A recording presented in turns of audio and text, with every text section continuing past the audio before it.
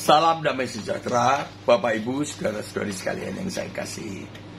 Terima kasih sudah berkenan bergabung bincang-bincang di channel Murtadin Perlu Tahu ini. Sebuah channel apologet sharing ke 103 dengan topik kata apologet mu'alaf. Yesus tidak mengajarkan penebusan dosa dengan darahnya. Kata apologet mu'alaf. Yesus tidak mengajarkan penebusan dosa dengan darahnya. Bentuk kalimat ini nampak seperti pernyataan dan bisa juga dianggap pertanyaan dari apologet mu'alaf Birli Gideon dan Yohana Askariot.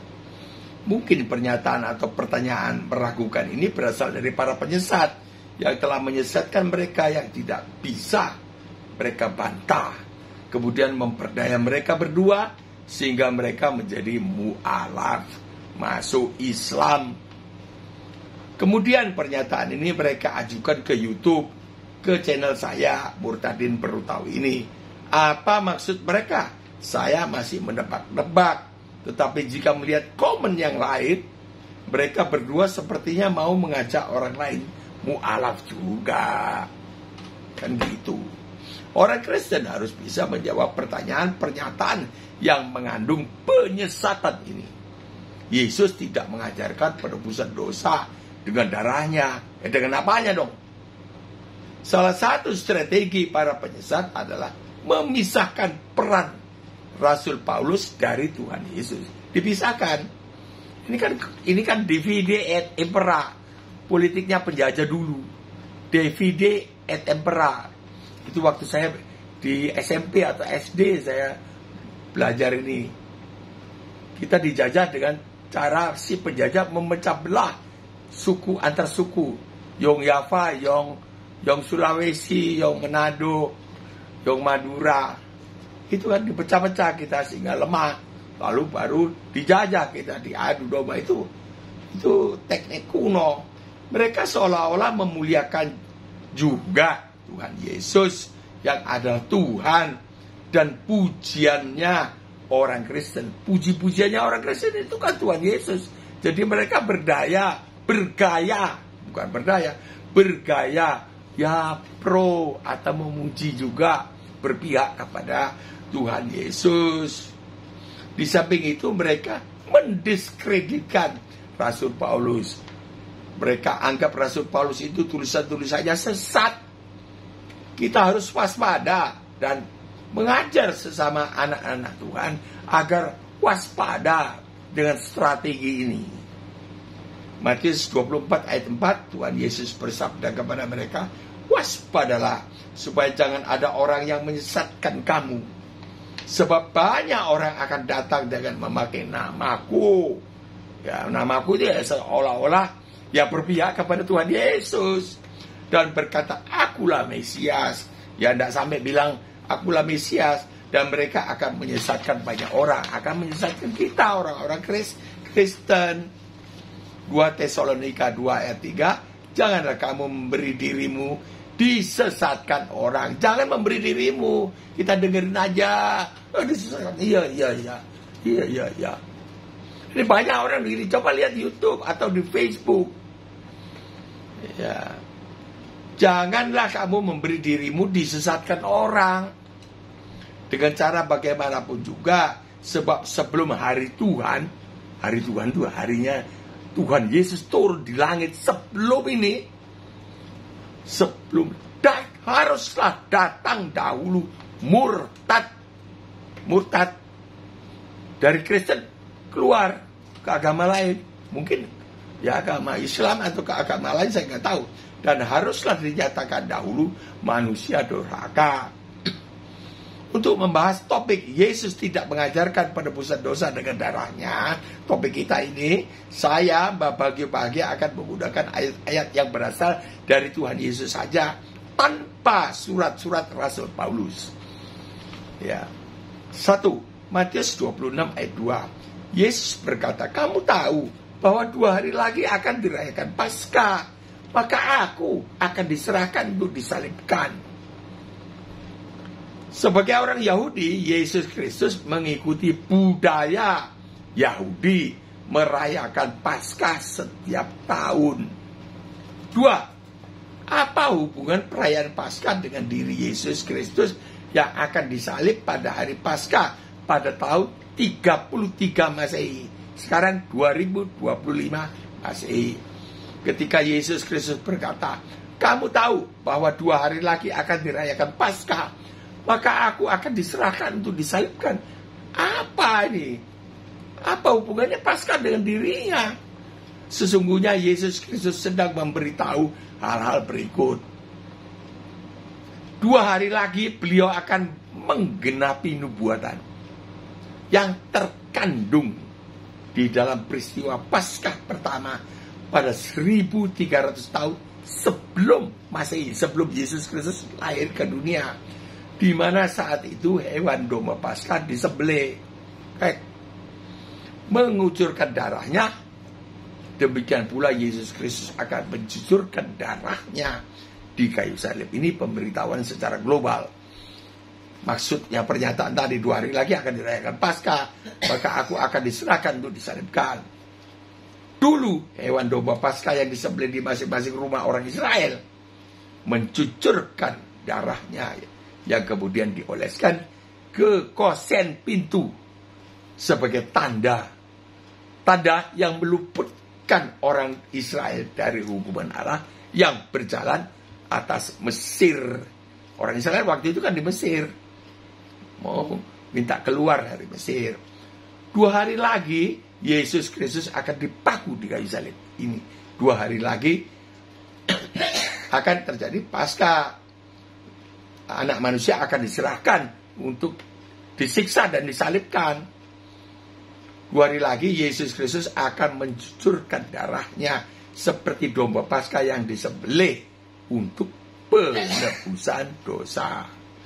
Matius 26:28, Yesus Kristus bersabda, inilah darahku, darah perjanjian yang ditumpahkan bagi banyak orang untuk pengampunan dosa. Di mana tumpahkannya di kayu salib ini? Patung ini adalah alat peraga belaka. Bukan untuk sembah, bukan. Alat peraga. Patung ini dibuat bukan untuk saya. Dosa ditebus dengan darah yang maha suci ini. Ditebus. Dosa ditebus. Apa itu artinya? Upah dosa dibayari memakai darah yang maha suci. Jadi darah itu alat pembayaran. Iya. Di dalam dunia roh. Alat pembayaran. Untuk berdamai dengan objek. Buktinya, ya kalau orang ada keselamatan, tolak bala. Apa ada? Kambingnya jantan. Kalau tidak bisa pakai kambing, kalau bisa pakai sapi, kerbau. Tapi tidak ada yang pakai babi, karena babi barang haram, binatang haram. Mesti itu kan adakan pendamaian dengan objeknya. Maka itu dilarang, disebut musyrik di Islam. Barangkali begitu ya, barangkali. Tapi yang jelas saya tahu dilarang dulu. Tapi mengadakan pendamaian. Kambingnya jantan, dewasa, tidak ada kambing. Atau kambing bandot tua, tidak. Pas-pas, rungkai. Kalau bicara maka sarana. Dewasa. Dan tidak bercacat. Ya, di antara yang dijual, dia paling baik. Kalau kita punya uang, orang punya uang 3 juta, lalu kambingnya ada 2 macam. Ini 2,5 juta, Pak. Ini 3 juta. Uang ada 3 juta. Dia pilih yang 2,5 juta. Mati dia. Sekeluarga. Naik mobil. Keluarkan. Dia benar. Tabrakan. Iblis marah. Karena kau menghina aku. Itu dia. Mengenai darah. Kriteria domba Paskah itu harus jantan, dewasa, tidak bercela. Yesus Kristus memenuhi kriteria ini, kriteria domba kurban. Laki-laki, dewasa, tidak berdosa. Sebab Yesus tidak terjadi dari benih manusia. 3. Ada 3 perkara di dalam 1 kali penyaliban yang dikerjakan oleh Yesus Kristus. 1. Penggantian menjalani hukuman atas dosa yang dipandang sebagai perkara pidana. Matius 5:17. Kita tidak masuk ke sini. Perkara pidana, beliau menggantikan hukuman. Itu kan perkara pidana. Ke perkara nubuatan. Matius 5:17. Perkara pidana. 2. Pembayaran hutang atas dosa dengan sudut pandang dosa sebagai perkara perdata. Matius 18:25. Ada ayatnya, bisa disanggah. Tolong sanggahlah. Sanggahnya mesti persis ya. Gak boleh ngawur ya. Gak boleh coba ngomong-ngomong bikin panas orang ini. Gak boleh. Kalau itu tidak baik. Itu asalnya bukan dari Tuhan. Bukan dari Roh yang suci. 3. Penebusan kepemilikan atas umat manusia. Semula umat manusia milik Allah terjual kepada iblis di Taman Eden. Ketika umat manusia menuruti makan buah pengetahuan. Itu terjual kepada iblis. Sekarang dibayar lagi oleh Allah untuk dimiliki kembali oleh Allah dengan menggunakan darah yang maha suci sebagai pembayaran. Kok darah sebagai pembayaran? Tadi sudah saya sebutkan dong. Ya. Sebab di dalam darah itu ada nyawa. Maka dari itu kita dilarang makan darah. Orang Jawa, Surabaya makan dideh. Darah ayam lebih mahal, darah sapi lebih murah, banyak. Kalau 1 kali sembelih banyak. Darah ayam dimasukkan di pasu, kemudian dikukus. Dan sokologi. Dikukus kental, kemudian dipotong-potong, didinginkan, dipotong-potong, digoreng. Makan dengan lombok rawit, sedap. Dilarang. Tidak boleh, karena mengandung nyawa. Anak burung merpati itu kalau restoran Tionghoa itu dipulas saja lehernya, tas, goreng. Tidak boleh dimakan karena mengandung darah, harus disembelih. Ya, itu. Kali ini kita fokus pada butir 2. Butir 2 tadi kan 3. Pembayaran hutang atas dosa dengan sudut pandang dosa sebagai perkara perdata. Membantah ucapan yang sudah salah dan menyesatkan. Di dalam topik ini bahwa Yesus tidak mengajarkan penebusan dosa dengan darahnya. Nomor 2 ini. Nomor 2. Tadi kita baca 3. Kita bahas nomor 2 saja. Pembayaran hutang atas dosa dengan sudut pandang dosa sebagai perkara perdata. Ini yang membayar. Mengajarkan penebusan dosa. Itu artinya pembayaran dosa. Yesus tidak mengajarkan pembayaran dosa dengan darahnya. Ini salah pernyataan ini. Tidak terbukti. Pembayaran hutang hutang atas dosa dengan sudut pandang dosa sebagai perkara perdata. Matius 18 ayat 25. Matius 18 ayat 25 itu suatu perumpamaan. Saya tidak bacakan semua, nanti terlalu panjang katanya. Anda cepat-cepat berdiri pergi. Tidak tahu apa-apa nantinya. Dengar sampai habis. Penting sekali ini. Baik orang Kristen, orang Islam, atau pokoknya non-Kristen yang mau tahu. Kalau tidak mau tahu ya tidak apa-apa.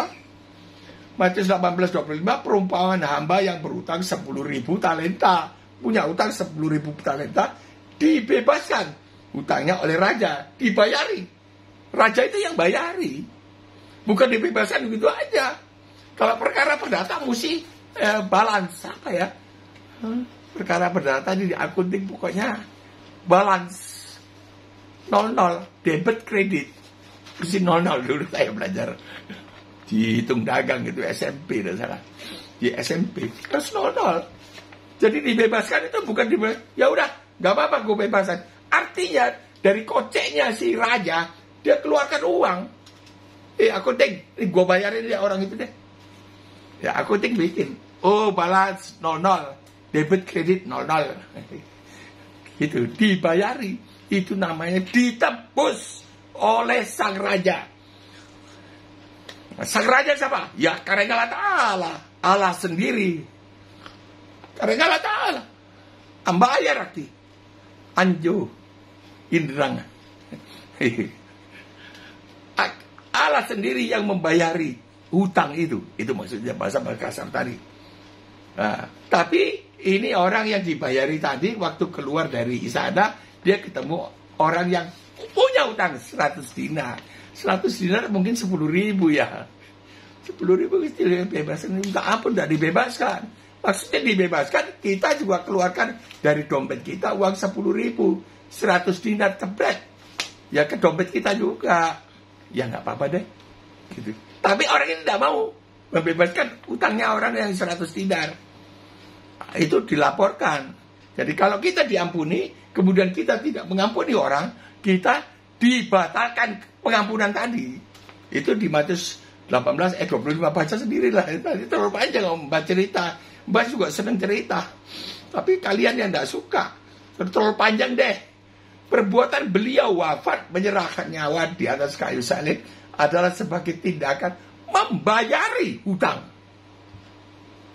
yang seharusnya dibayar oleh umat manusia. Ya oleh orang itu kepada raja. Adil. 10.000 hutang tidak bisa bayar. Sudah. Anak, istrimu, anakmu, semua diambil, dijual untuk membayar hutangmu. Tapi bilang, karaing. Oh, tuanku raja, ampunilah, sabarlah dulu. Rajanya belas kasihan, ya udah, gue bayarin deh. Itu maksudnya. Tindakan ini dikenal dengan istilah menebus dosa, membayari dosa, membayari utang, di mana dosa dipandang sebagai perkara perdata. Tadi perkara pidana, Matius 5:17, sekarang perkara perdata, Matius 18:25. Hutang dosa kita dibayari dengan memakai darahnya sendiri. Kenapa mesti pakai darah Yesus? Kenapa tidak pakai darah kambing? Ayo, siapa yang bisa jawab? Jangan pergi dulu. Ini penting. Kalau si iblis pakai darah hewan boleh. Karena itu tiruannya. Tiruannya di imamat, tiruan sebelum Yesus Kristus lahir ke dunia. Dia pakai tiruan itu. Coba berani kalau mempersembahkan kambing jantan yang cacat, padahal kita mampu membeli yang baik. Marah setan. Saya bahagia dari kumpulannya begitu-begituan lah. Saya yakin 100% itu tentang hal ini yang ditulis di dalam Alkitab. Jangan main-main dengan iblis. Jangan main-main dengan perkataan kita terhadap dia. Apalagi terhadap beliau. Itu. Jangan. Beliau hidup adanya. Karena di dalam darahnya terkandung nyawanya sendiri. Di dalam darah kambing ada nyawanya kambing. Di dalam darah ayam ada nyawanya ayam. Kita tidak boleh makan. Tapi darahnya beliau kita disuruh minum. Pada siapa minum darahku, dia bersekutu dengan aku. Dia di dalam aku di dalam dia.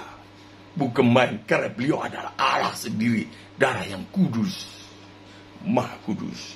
Imamat 17:11, karena nyawa makhluk ada di dalam darahnya, dan aku telah memberikan darah itu kepadamu di atas mezbah. Ini dipersembahkan di atas mezbah untuk mengadakan pendamaian bagi nyawamu. Kita punya nyawa diperdamaikan dengan nyawa. Kita nyawa yang berdosa diperdamaikan dengan Allah yang maha kudus. Memakai darah, memakai nyawa yang maha kudus. Bukan baiknya Allah. Jangan hina-hina. Kalau hina-hina rasanya kayak nggak sampai hati bau. Ya, tapi karena tidak mengerti, itu perlu didoakan, tidak boleh diolok-olok. Karena nyawa makhluk ada di dalam darahnya. Dan aku telah memberikan darah itu kepadamu di atas mezbah untuk mengadakan pendamaian bagi nyawamu. Karena darah mengadakan pendamaian dengan perantaraan nyawa. Ini kan nyawa. Yohanes 10:18, tidak seorang pun mengambil nyawaku daripadaku. Jadi Yesus Kristus bukan diambil nyawanya, ditusuk terus kehabisan darah. Bukan. Melainkan aku memberikan nyawa aku menurut kehendakku sendiri. Aku berkuasa memberikan nyawa aku dan berkuasa mengambilnya. Aku kembali. Di mana? Kuburan. Inilah tugas yang kuterima dari Bapakku. Kenapa Tuhannya oten begini? Jeleknya. Gak pakai baju lagi. Melaksanakan tugasku dong. Terbukalah melaksanakan tugas. Mulia dijadikan terhina untuk kita, supaya kita yang hina menjadi mulia, menjadi anak Allah. Bukan main. Bagaimana dihina-hina? Seperti orang ODGJ, kalau dikasih uang dia marah. Saya nggak ngerti. Dikasih baju marah, dilemparkan. Ya namanya ODGJ, orang nggak ngerti ya. ODGJ, orang dengan gangguan jiwa, Yohanes 19 ayat 30. Sesudah Yesus minum anggur asap itu, ia berkata, sudah selesai. Lalu ia menundukkan kepalanya dan apa yuk? Menyerahkan nyawanya, nyawa yang maha kudus. Karena di dalam darahnya beliau ada nyawa yang maha kudus, diserahkan supaya kita bisa berdamai dengan Allah yang maha kudus. Wow, murah jadi kau baiknya Bapa. Kuhormati, menyembah kepada Dikau saja. Aku lantu merikan Dikau dong. Maka Papa diri ikat Dikau dong. Yesus Kristus, Tuhan memperdamaikan kita dengan Allah. Kita boleh menjadi anak Allah. Boleh panggil Papa, Abah, Daddy. Sampai di sini dulu. Saya mohon pamit undur diri. Insya Allah kita masih bisa diberi kesempatan lagi untuk berjumpa. Kiranya turunlah segala berkat keselamatan di tengah-tengah para penonton video ini. Disertai berkat jasmani, ekonomi yang berkecukupan. Di dalam nama Tuhan Yesus Kristus. Dikau memberi saya kuasa untuk berkata, untuk memberkati kepada para penonton video ini serta keluarganya. Apa yang kuikat di bumi terikat di sorga. Jadilah apa yang kuucapkan. Dalam nama Tuhan Yesus Kristus. Tulislah komentar, pertanyaan atau sanggahan. Bagikanlah video ini kepada saudara-saudara, kepada keluarga. Tekanlah subscribe. Anda akan selalu dikirimi video yang baru di-upload. Sampai jumpa besok atau lusa. 10 menit saja. Atau bahkan diusahakan kurang dari 10 menit. Insya Allah. Salam damai sejahtera.